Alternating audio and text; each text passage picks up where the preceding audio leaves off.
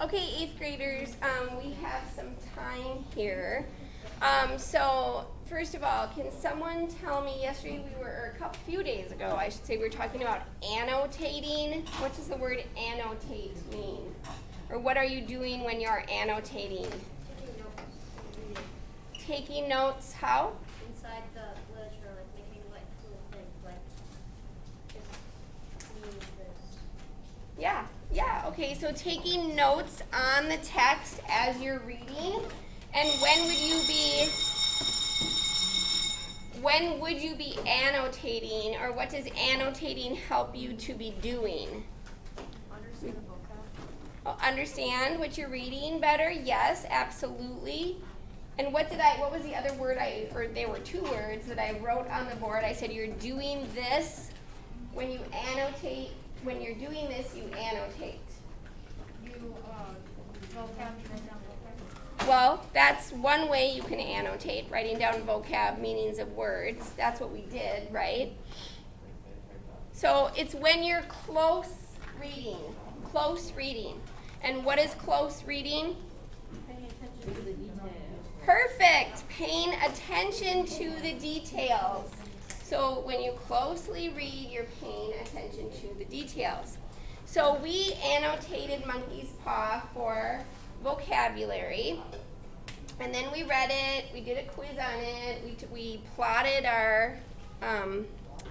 we diagrammed the plot, right?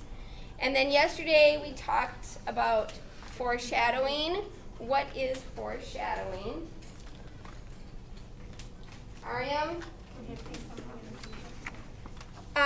Okay, so foreshadowing could help you predict what's going to happen in the future. So foreshadowing is actually like a clue or a hint that an author uses to give you a clue as to what is going to happen in the future. Okay? Since we talked about foreshadowing, what were the 4 different types of foreshadowing we talked about? Concrete, abstract, fallacy. Yeah. One more. I got it. Prophecy. So what's concrete foreshadowing?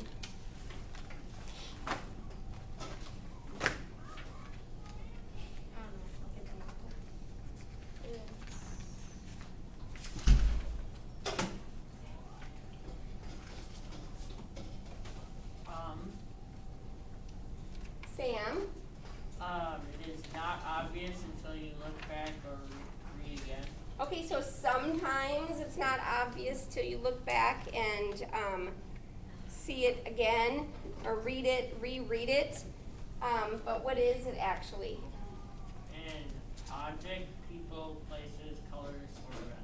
Yeah, so it can be something in the story, kind of like a noun in the story: person, place, thing, event that happens.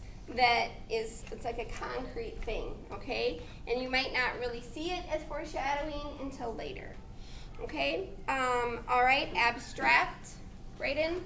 That's how the characters feel throughout the story. Okay, so their thoughts and their feelings, something they're thinking, something they're feeling might give you a hint as to what's going to happen down the line. Also, it could be the weather. It could just be the mood of the story. Very subtle hints. Okay, prophecy is what? Fortune telling. Someone tells them in the story. Some type of fortune that's going to, that it might be kind of unclearly stated, but it ends up coming true. And then finally a fallacy.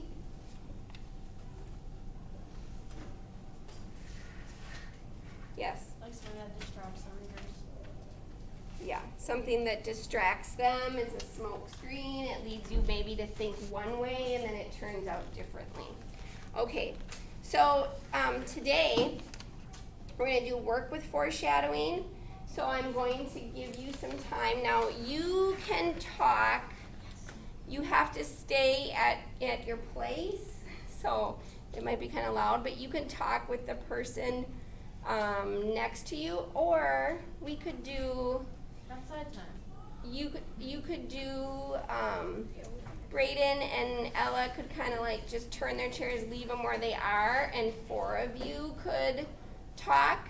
Okay, so you could do it kind of like you 4. You could, and the 3 and I guess the 5 of you in the back could, and Logan, you could kind of move your seat over to the edge of your desk, and you could join these 4. I want you to go through the story, and I want you to annotate for instances of foreshadowing. Okay, so as you're going through the story, and you might just want to read it. That's probably the best way, is to read it out loud and say, oh, hey, I think that's foreshadowing. And then everybody underline it. I'd like you to use a different color than what you used for vocabulary. Choose another color, and then put at the top of the paper like a little asterisk, a little star, whatever, in that color, and put foreshadowing, so it's kind of like a little key. So you know your vocab is in this color, and then your foreshadowing is in another color. So maybe your vocab was in green, and your foreshadowing is in purple. Okay? Whatever you choose. And go through and underline anything that you think is a use of foreshadowing. It might be a good idea to write down what type of foreshadowing you think it is. If it's concrete, fallacy, prophecy, or... So, Jameson, you're actually not moving right over there with the group. Logan, you still need your chair to be kind of back at your table, but just at the end of it. So, like, put it like back up. So you should all have your stories out. You should be reading through your story and underlining instances of foreshadowing.